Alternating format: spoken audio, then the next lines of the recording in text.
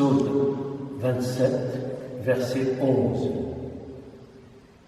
Éternel, enseigne-moi ta voie et me conduis par un sentier uni à cause de mes ennemis.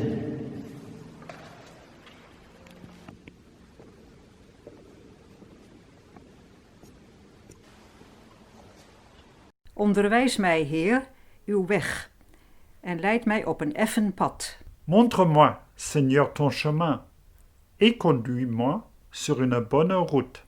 Montre-moi, Seigneur, ton chemin, et conduis-moi sur une bonne route. Zeige mir, Herr, deinen Weg. Leite mich auf ebener Bahn. Teach me your way, O Lord. Lead me in a straight path because of my oppressors. Teach me thy way, O Lord, and lead me in a plain path because of mine enemies. Quoi de plus compréhensible que de vouloir trouver un chemin où poser nos pas? Au moment où nous voulons sortir d'une immobilité, nous devons avancer, mais comment? Par à-coups, par tentatives successives, par retrouvailles heureuses. Montre-moi, Seigneur, ton chemin et conduis-moi sur une bonne route. Nous sommes assez habitués à ce balancement des intentions dans les psaumes. Dire ce qu'on a à dire et laisser une autre voix faire l'écho. Montre-moi, Seigneur, ton chemin et conduis-moi sur une bonne route. Mais avancer tout de même sans pouvoir garantir la qualité du chemin, sans être sûr d'arriver au but. Et c'est là que le balancement du psaume se trouve contrebalancé par une appréhension malgré ceux qui nous guettent. Ceux qui me guettent. Vouloir trouver la bonne route. Presque tout le monde se reconnaît dans cette quête. Mais que voici, les autres ne laissent pas cheminer à sa guise, n'admettent pas son mouvement.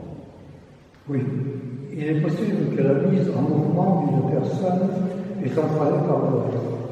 Il arrive que les personnes de bonne volonté soient empêchées par d'autres intentions moins favorables. Les brigands des grands chemins sont l'image classique du danger qui guette. Les contes et histoires les mettent en scène. Mais même si ces dangers-là ont diminué, d'autres se présentent à nous. Nous disons aujourd'hui conflit d'intérêts, où nous dénonçons l'immobilité de certaines structures et pourtant nous savons que même à l'intérieur de nous, nos chemins sont menacés, pas simplement par des dangers venant de l'extérieur, mais également par nos propres cicatrices et habitudes. Ce qui nous guette, ce petit rajout a contrebalancé l'invocation confortable. Montre-moi, Seigneur, ton chemin et conduis-moi sur une bonne route.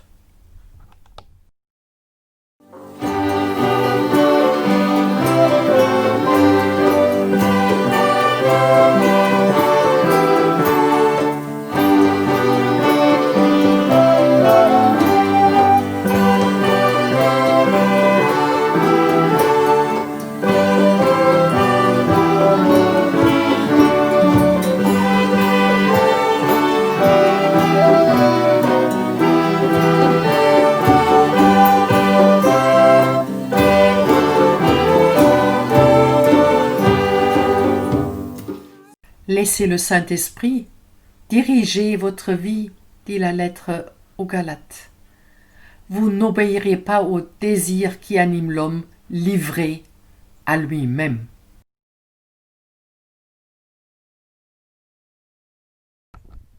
Mais si vous vous blessez les uns les autres, et si vous vous entre-déchirez, prenez garde, vous vous détruirez mutuellement.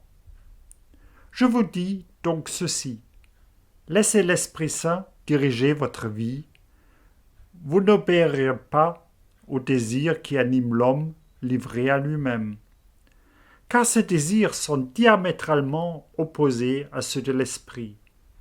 Et l'Esprit a des désirs qui sont à l'opposé de ceux de l'homme livré à lui-même. Les deux sont opposés l'un à l'autre. C'est pourquoi vous ne pouvez pas être votre propre maître. Paul, il y a 2000 ans déjà, est attentif au fait que le plus grand danger qui nous guette dans notre avancement est la relation mutuelle. Ce serait trop facile si le danger venait toujours des autres, même s'il est souvent réel. Ce serait trop facile si nous nous voilons la face quant à notre propre part de responsabilité.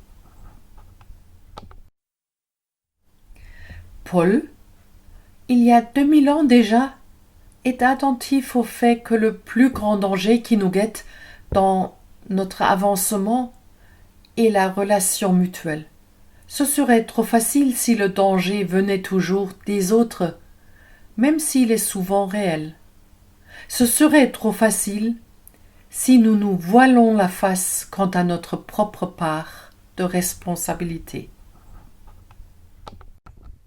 Mais si vous vous blessez les uns les autres, et si vous vous entre-déchirez, prenez garde, vous vous détruirez mutuellement. Je vous dis donc ceci, laissez l'Esprit Saint diriger votre vie, vous n'obéirez pas aux désirs qui animent l'homme livré à lui-même. Car ces désirs sont diamétralement opposés à ceux de l'Esprit. Et l'Esprit a des désirs qui sont à l'opposé de ceux de l'homme livré à lui-même. Les deux sont opposés l'un à l'autre. C'est pourquoi vous ne pouvez pas être votre propre maître. Si nous vivons par l'Esprit, marchons aussi selon l'Esprit.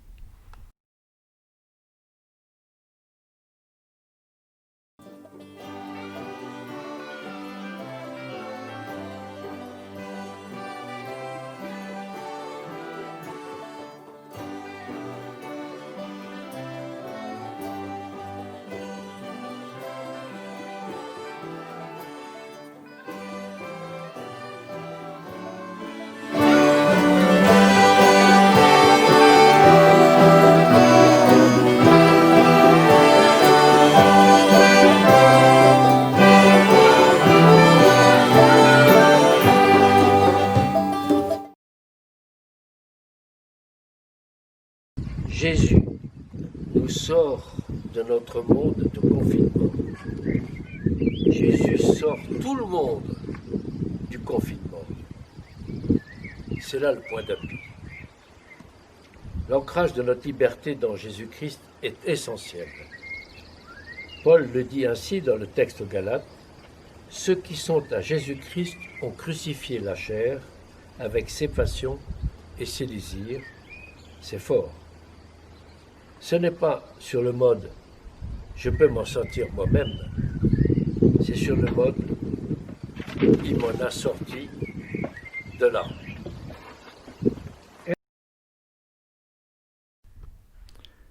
Mais le fruit de l'esprit, c'est l'amour, la joie, la paix, la patience, la bonté, la bénignité, la fidélité, la douceur, la tempérance. La loi n'est pas contre ces choses. Ceux qui sont à Jésus-Christ ont crucifié la chair avec ses passions et ses désirs. Si nous vivons par l'Esprit, marchons aussi selon l'Esprit.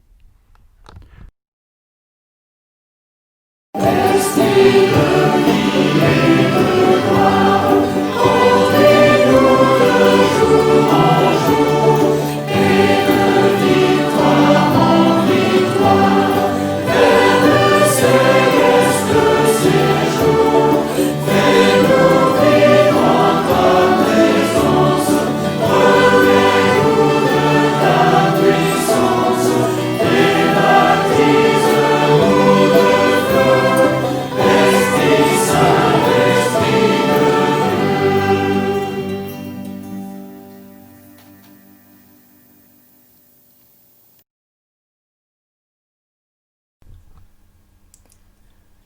à travers le chant, Augustin nous invite à faire résonner l'esprit dans nos vies. Il dit « Chantons ici-bas l'Alléluia, au milieu de nos soucis, afin de pouvoir le chanter un jour dans la paix. Même ici-bas, au milieu des dangers, au milieu des tentations, chantons Alléluia. Heureux alors, l'Alléluia, là, il n'y a plus aucun ennemi et on ne perd aucun ami. Là-haut, louange à Dieu, et ici-bas, louange à Dieu, mais ici au milieu des soucis et là, dans la paix. Ici par des hommes destinés à mourir, là par ceux qui vivront toujours. Ici, en espérance, là, en réalité. Ici sur le chemin, là-bas, dans la patrie. Aujourd'hui, chantons donc Alléluia, non pas encore pour notre repos, mais pour alléger notre fardeau. Comme chante le voyageur, chante, Alléluia, chante et marche.